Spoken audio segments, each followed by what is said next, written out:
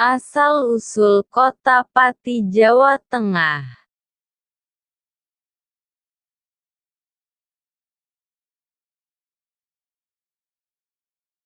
Pada suatu wilayah, terdapatlah Kadipaten Paranggaruda. Adipati punya hajat mengawinkan putra satu-satunya yang bernama Raden Jaseri atau lebih terkenal dengan sebutan Menak Jasari dengan putri Adipati Carangsoko bernama Dewi Ruyung Wulan. Menak Jasari adalah pemuda yang fisiknya cacat dan berwajah jelek, hingga membuat Dewi Ruyung Wulan menolak untuk didekatinya. Namun karena paksaan orang tua, maka mau tidak mau Dewi Ruyung Wulan harus menerima Raden Jaseri sebagai suaminya.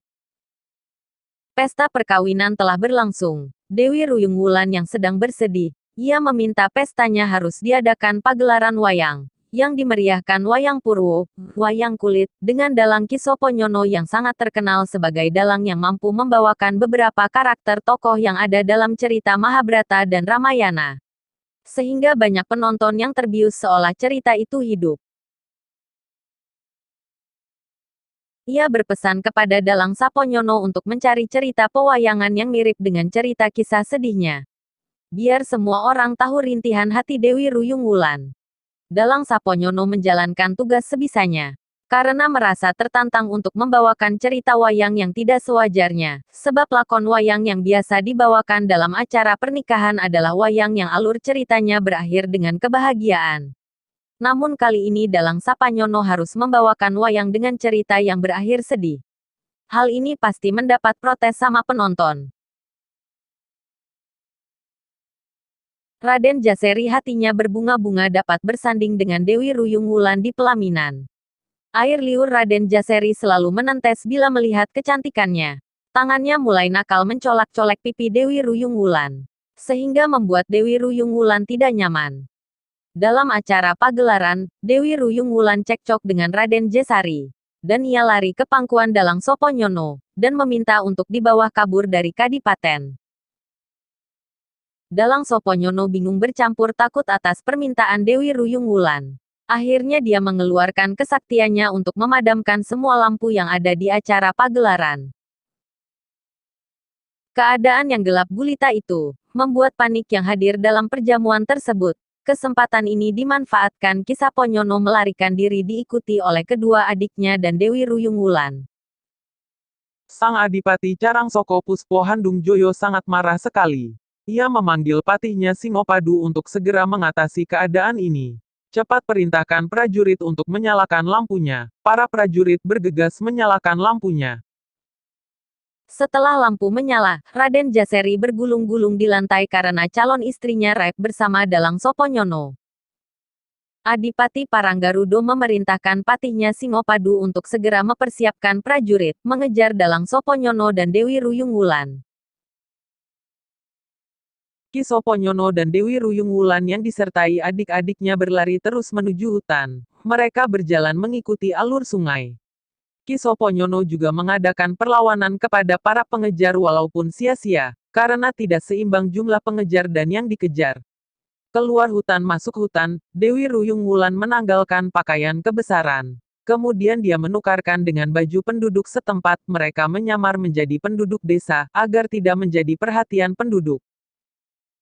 Sampailah mereka di Duku Bantengan, Trangkil, wilayah Panewon Majasemi. Panasnya terik matahari di siang hari membuat keempat orang tersebut kehausan. Musim kemarau yang panjang membuat mata air kering sehingga amat berharganya air. Mereka terus berjalan untuk mendapatkan seteguk air. Mereka duduk di bawah pohon besar yang kering. Setelah berlari tanpa berhenti merupakan siksaan terlebih bagi ketiga orang putri, terutama Dewi Ruyung Wulan yang tidak pernah bekerja berat dan berjalan jauh. Rasa haus bagi ketiga putri tersebut sudah tak terhankan lagi. Untuk meneruskan perjalanannya sudah tidak mungkinkan lagi. Melihat hal itu Ki Saponyono sangat bingung hatinya karena akan meminta air pada penduduk tidak berani, takut bertemu pengejarnya. Maka jalan satu-satunya adalah mencuri semangka atau mentimun yang ada di sawah tersebut.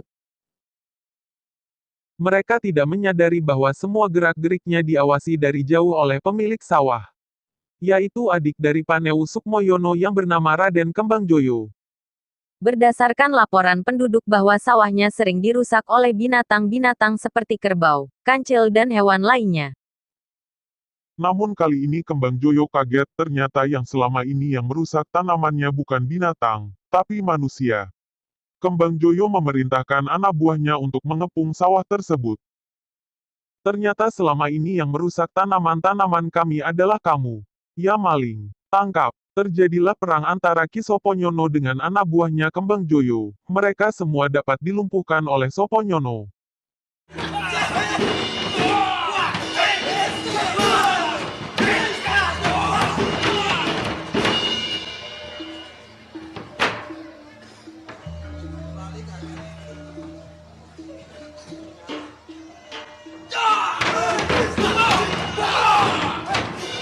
Akhirnya Kembang Joyo turun tangan.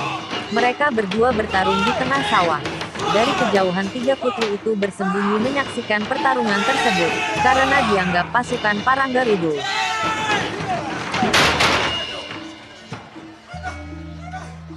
Mati! Wajan, wajan, hancur! Hancur! Musuh karo ucil. Musuh karo ucil.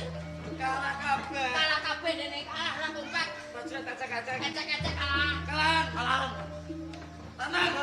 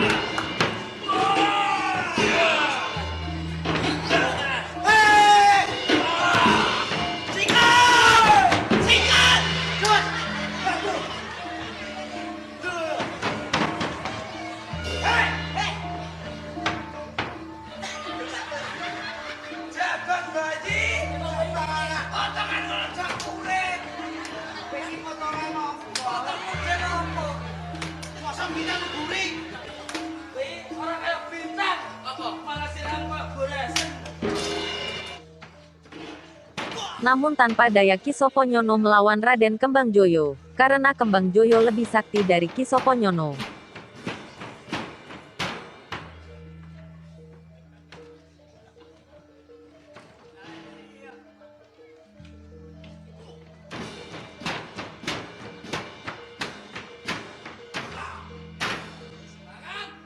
Ki Soponyono ditikung kakinya, kemudian tangannya diikat dengan tali dadung. Saya mencuri karena terpaksa Ndoro. Yang namanya maling juga terpaksa semua. Sejurus dengan itu keluarlah Dewi Ruyung Wulan beserta kedua adik dalang Soponyono. Mereka berempat menjadi tawanan Raden Kembangjoyo. Kemudian mereka dihadapkan kepada Penewu Sukmoyono untuk diminta penjelasannya. Ki Soponyono memperkenalkan satu persatu kawan-kawannya. Selanjutnya ia menceritakan semua kejadian-kejadian yang telah dialami. Mengapa mereka sampai dikejar-kejar pasukan Paranggarudo. Mereka terpaksa mencuri semangka dan mentimun milik Raden Kembangjoyo, karena kehausan dan lapar. Mendengar penuturan Ki Soponyono tersebut, Penewu Sukmoyono merasa kasihan dan tidak sampai hati untuk menjatuhi hukuman. Penewu Sukmoyono bersedia menampung dan melindungi mereka. Tinggallah di sini semaumu. Masalah Paranggarudo biar kami yang akan menghadapinya. Sukmoyono mempersilahkan dalang Soponyono dan ketiga putri untuk beristirahat dahulu. Sebagai rasa terima kasih yang tak terhingga atas segala kebaikan Sukmoyono, Ki Soponyono mempersembahkan kedua adiknya kepada sang Penewu untuk dijadikan hambanya. Persembahan tersebut diterima dengan senang hati. Akhirnya Ambarsari diperistri oleh Penewu sebagai selir, sedangkan Ambarwati diberikan kepada Raden Kembangjoyo untuk dijadikan istrinya. Sedangkan Dewi Ruyung Wulan akan dikembalikan kepada bapaknya Adipati Carangsoko, Puspo Handungjoyo. Yuyu Rumpung pembesar dari Kemaguhan yang juga merupakan anak buah Paranggarudo tahu, kalau keris rambut pinutung dengan Kulukanigoro adalah pusaka hebat yang dimiliki Sukmoyono. Yuyu Rumpung memerintahkan anak buahnya, yang bernama Sondong Majeruk untuk mengambil kedua pusaka tersebut. Akan tetapi sebelum dapat diserahkan kepada Yuyu Rumpung, sudah dapat diketahui oleh Sondong Makerti, sehingga terjadi pertempuran.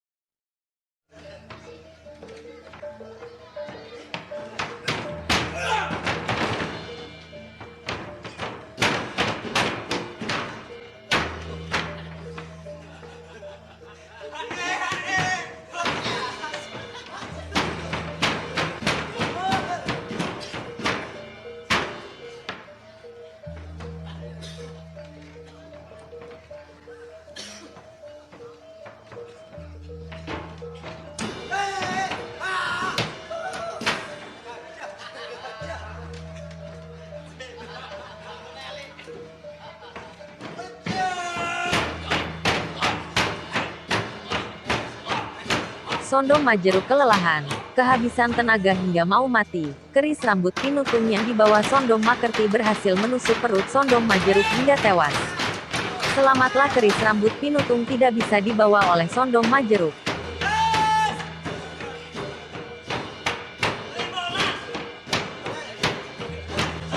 Yuyu Rumpung murka, kemudian memerintahkan segera menyerbu Majasemi bergabung dengan pasukan Yudopati dengan Pati Singopati. Sementara itu, para prajurit Paranggarudo masih saja melakukan pengejaran dan penggeledahan di rumah-rumah penduduk. Sampailah mereka di Majasemi. Betapa marahnya Adipati Yudopati ketika mendapat laporan bahwa buronan dalang Soponyono, Dewi Ruyung Wulan bersama kedua adik Soponyono berada di Majasemi. Mereka dilindungi oleh Penewu Sukmoyono. Maka terjadilah pertempuran. Banyak korban yang berjatuhan. Juga Ki Penewu Sukmoyono gugur dalam pertempuran itu. Mendengar Penewu Sukmoyono gugur, Raden Kembangjoyo mengamuk. Dengan memegang keris rambut pinutung dengan Kulukanigoro, Raden Kembangjoyo menghancurkan pasukan Paranggarudo. Mereka dibantu oleh pasukan Carangsoko. Pertempuran dahsyat antara Pati Singopati dengan Pati Singopadu memporsir energi sehingga keduanya gugur di medan laga. Pertempuran di Majasemi berakhir dengan membawa banyak korban. Ki Soponyono mengantarkan Dewi Ruyung Wulan bersama-sama dengan Raden Kembangjoyo. Sebagai ucapan terima kasih, Dewi Ruyung Wulan diberikan kepada Raden Kembangjoyo untuk dijadikan istrinya, karena Kembangjoyo berhasil mengalahkan Yudopati Adipati Paranggarudo. Kemudian ia menetap di Carangsoko, menggantikan Puspo Handungjoyo sebagai pemimpin Kadipaten. Ia juga diangkat menjadi adipati setelah menggabungkan 3 kadipaten, yaitu Paranggarudo, Carangsoko dan Majasemi menjadi satu kadipaten pati.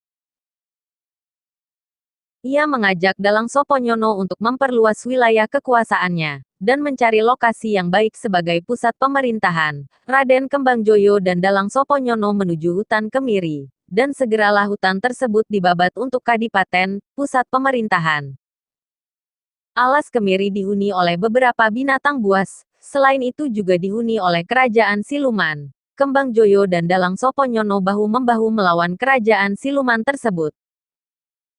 Akhirnya dengan kesaktian Kembangjoyo, pemimpin siluman menyerah.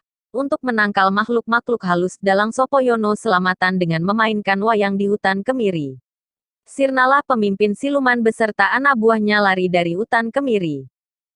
Esok harinya Kembangjoyo dan Dalang Soponyono beserta prajurit Carangsoko melanjutkan pekerjaannya membuka hutan Kemiri menjadi perkampungan. Di tengah mereka sedang membuka hutan datanglah seorang laki-laki memikul gentong yang berisi air. Berhenti Kisanak, siapa namamu dan apa yang sedang kau pikul itu? Saya Kisagola, gentong yang kupikul ini berisi dawet, aku terbiasa berjualan lewat sini.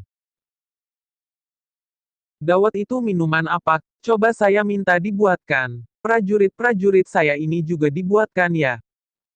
Raden Kembangjoyo merasa terkesan akan minuman dawet yang manis dan segar, maka ia bertanya pada Kisagola tentang minuman yang baru diminumnya. Kisagola menceritakan bahwa minuman ini terbuat dari pati aren yang diberi santan kelapa. Mendengar jawaban itu, Raden Kembangjoyo terinspirasi, kelak kalau pembukaan hutan ini selesai akan kuberi nama Kadipaten Pati Pesantenan. Dalam perkembangannya, Kadipaten Pati Pesantenan menjadi makmur Gemari Pahloh Jinawi di bawah kepemimpinan Kembangjoyo. Demikian cerita asal mula Kota Pati. Sampai jumpa di cerita selanjutnya bersama TTV Rembang. Terima kasih sudah klik video ini. Tapi jangan lupa guys, klik tombol subscribe, karena subscribe itu gratis tis tis tis.